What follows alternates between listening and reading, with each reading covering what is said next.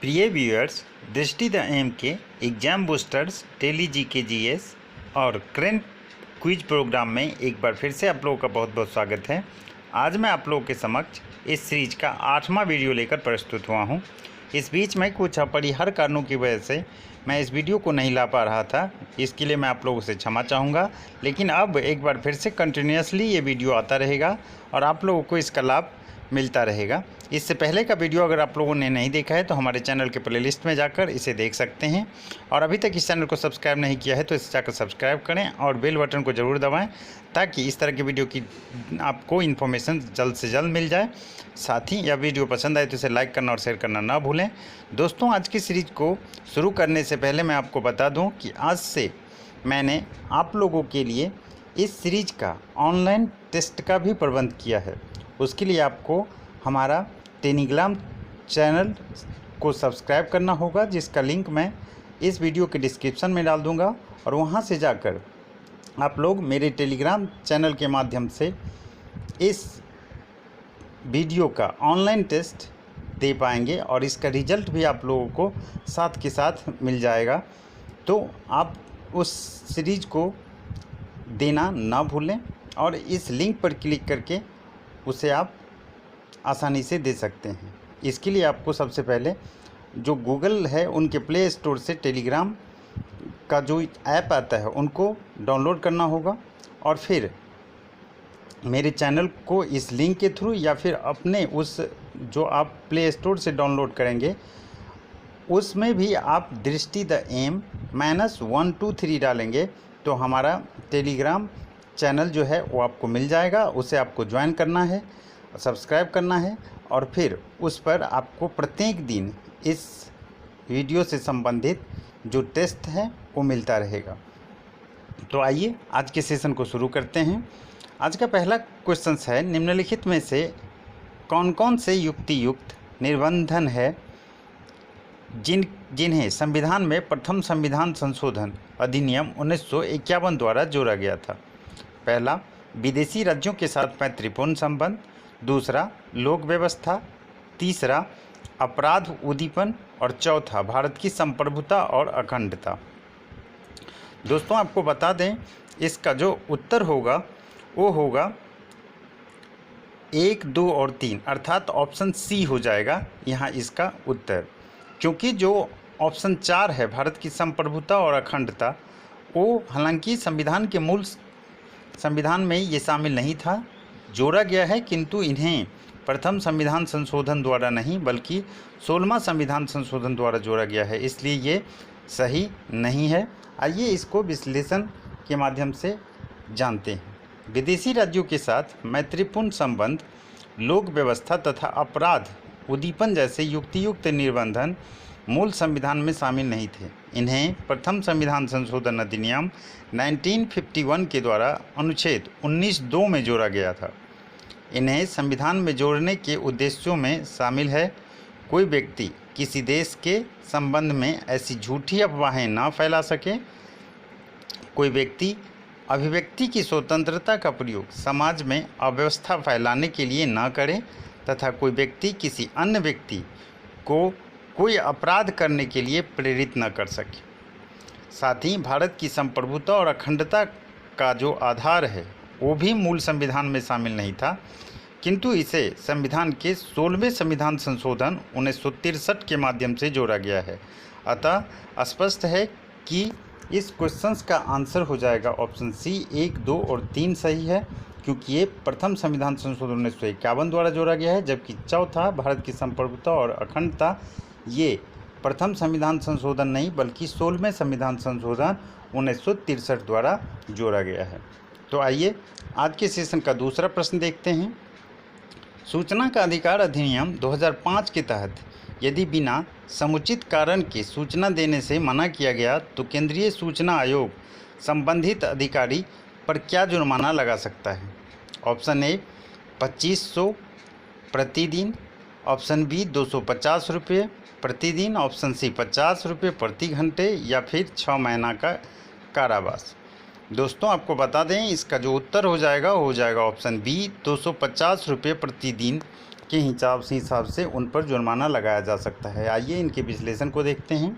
सूचना का अधिकार अधिनियम 2005 की धारा 12 से 14 तक में केंद्रीय सूचना आयोग से संबंधित सभी उपबंध दिए गए हैं, जिनमें आयोग के सदस्यों की नियुक्ति और आयोग के अधिकारों आदि का वर्णन है।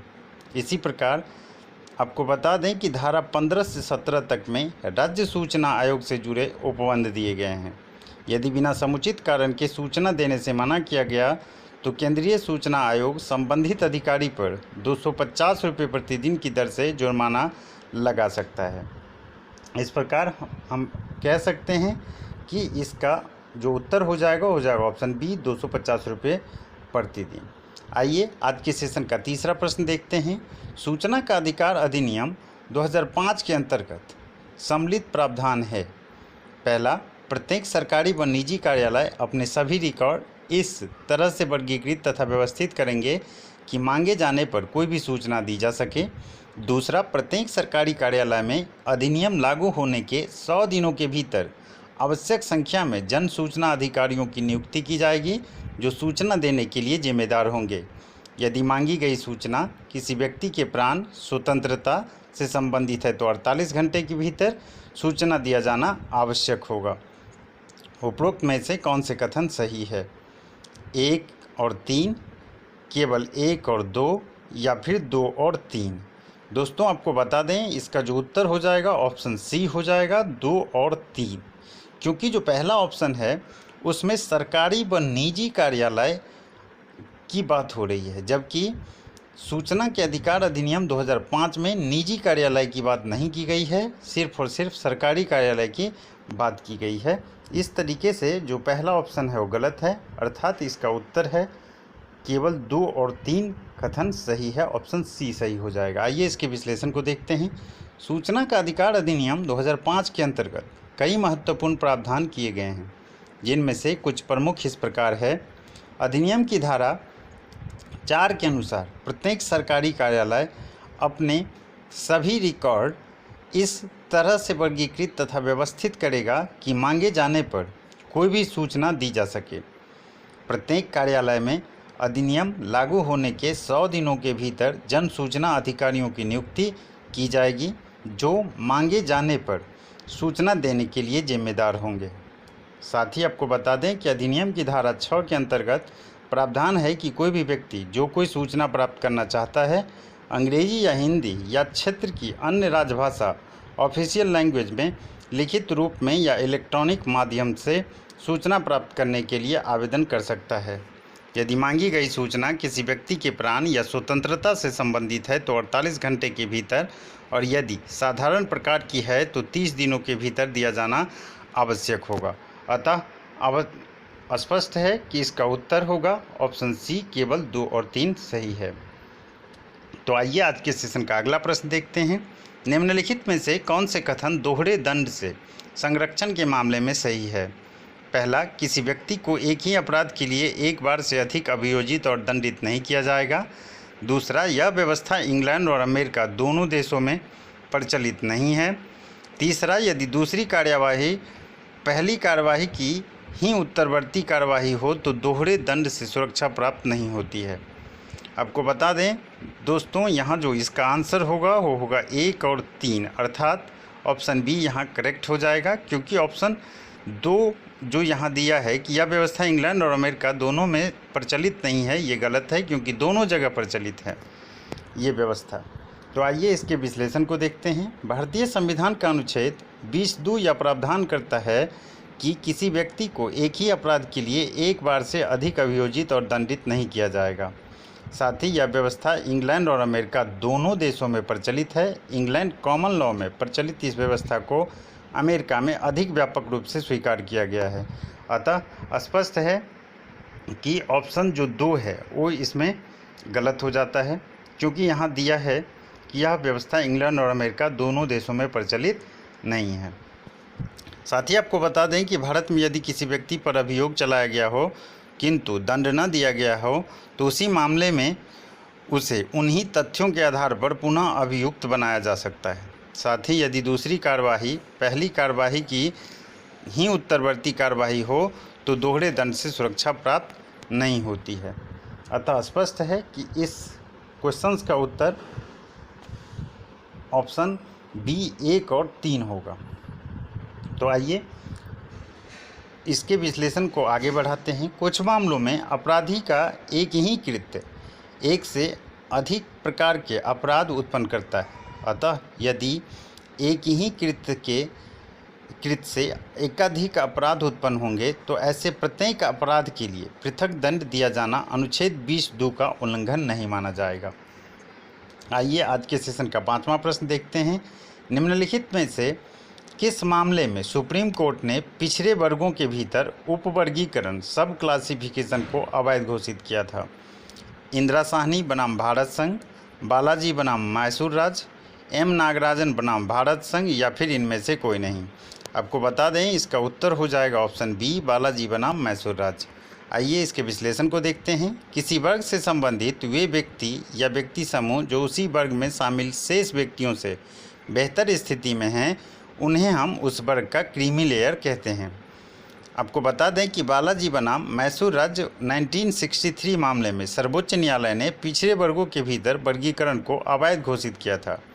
बाद के मंडल मामले अर्थात इंदिरा साहनी बनाम भारत संघ 1993 बाद में सुप्रीम कोर्ट ने इस उपवर्गीकरण को जरूरी बताया और कहा कि ऐसा नहीं करने पर पिछड़े वर्गों में शामिल संपन्न लोग आरक्षण का सारा लाभ उठा ले जाएंगे और जो पिछड़े वर्ग हैं वो लाभ से वंचित रह जाएंगे। अतः न्यायालय ने घोषित किया कि क्रीमी लेयर को बाहर निकाले बिना यदि आरक्षण दिया जाता है तो वह अवैध माना जाएगा। अतः स्पष्ट है कि इस प्रश्न का उत्तर होगा बालाजी बनाम मैसूर राज। आइए आज के सेशन का 6ठा प्रश्न देखते हैं। हाल ही में किस भारतीय खिलाड़ी को राजीव गांधी खेल रत्न पुरस्कार के लिए नॉमिनेट किया गया है? ईशांत शर्मा, विराट कोहली, रोहित शर्मा या फिर शिखर धवन? आपको बता दें इसका उत्तर होगा ऑप्शन सी, रोहित शर्मा। आइए इसके विश्लेषण को देखते हैं। भारतीय क्रिकेट कंट्रोल बोर्ड बीसीसीआई ने भारतीय क्रिकेट टीम के खिलाड़ी रोहित शर्मा को प्रतिष्ठित राजीव गांधी खेल रत्न पुरस्कार 2020 के लिए नामित किया है।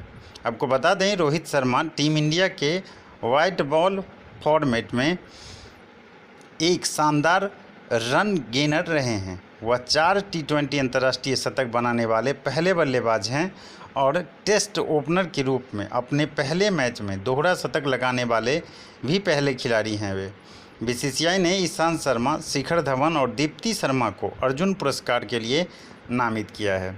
आइए आज के सेशन का 7वां प्रश्न देखते हैं। प्रधानमंत्री नरेंद्र मोदी ने मन की बात रेडियो कार्यक्रम के जरिए माई लाइफ माई योगा नामक वीडियो ब्लॉगिंग प्रतियोगिता की शुरुआत की है। इसका आयोजन किस मंत्रालय द्वारा किया जा रहा है? गृह मंत्रालय, इलेक्ट्रॉनिकी और सूचना प्रौद्योगिकी मंत्रालय, आयुष मंत्रालय या फिर पर्यटन मंत्रालय? आपको बता दें इसका उत्तर है ऑप्शन सी, आयुष मंत्रालय। आइए इसके विश्लेषण को देखते हैं। प्रधानमंत्री नरेंद्र मोदी ने अपने मन की बात रेडियो कार्यक्रम के जरिए माई लाइफ माई योगा नामक वीडियो ब्लॉगिंग प्रतियोगिता की शुरुआत की है। इसका आयोजन आयुष मंत्रालय और भारतीय संस्कृति संबंध परिषद ICCR के संयुक्त प्रयास से किया जा रहा है। साथ ही आपको बता दें यह प्रतियोगिता व्यक्तियों के जीवन पर पड़ने वाले योग के परिवर्तनकारी प्रभाव पर केंद्रित होगा। इस प्रतियोगिता की शुरुआत 21 जून 2020 को आने वाले 6ठे अंतर्राष्ट्रीय योग दिवस IDY को ध्यान में रखकर की गई है। यह प्रतियोगिता फेसबुक, ट्विटर और इंस्टाग्राम जैसे सोशल मीडिया प्लेटफॉर्म के जरिए लोगों को योग के लिए प्रेरित और जागरूक भी करेगी। आइए आज के सेशन का 8वां प्रश्न देखते हैं। निम्नलिखित में से कौन सी निजी क्षेत्र की कंपनी अंतरिक्ष में पहली बार सफल मानव अभियान भेजने वाली कंपनी बन गई है? Blue origin, moon express orbital या फिर स्पेस एक्स? आपको बता दें इसका उत्तर हो जाएगा ऑप्शन डी, स्पेस एक्स। आइए इसके विश्लेषण को देखते हैं। निजी क्षेत्र की अमेरिकी कंपनी स्पेस एक्स ने पहली बार अंतरिक्ष में चालक दल मिशन का सफल परीक्षण कर रिकॉर्ड कायम किया है। यह प्रक्षेपण नासा के स्पेस एक्स डेमो 2 मिशन से संबंधित है। इस मिशन के तहत नासा के क्रू ड्रैगन अंतरिक्ष यान को स्पेसएक्स के फाल्कन 9 रॉकेट से लॉन्च किया गया है। साथ ही आपको बता दें, इस मिशन की सफलता के बाद नासा को रूस के सोयूज रॉकेट का विकल्प मिल जाएगा। 2011 में अमेरिका का अंतरिक्ष शटल कार्यक्रम समाप्त होने के बाद से अब तक नासा को रूसी रॉकेट पर निर्भर रहना पड़ रहा है। साथ ही आपको बता दें कि अमेरिका ने स्पेसएक्स और अन्य कंपनियों के साथ अंतरिक्ष मिशनों के लिए स्पेस टैक्सी नामक अनुबंध किया है, जिसमें स्पेसएक्स का प्रक्षेपण सफल रहा है।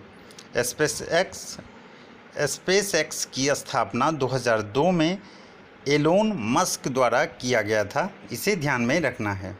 आइए आज के सेशन का 9वां प्रश्न देखते हैं। भारत के किस जल क्षेत्र में एक दुर्लभ स्कॉर्पियन फिश की प्रजाति पाई गई है?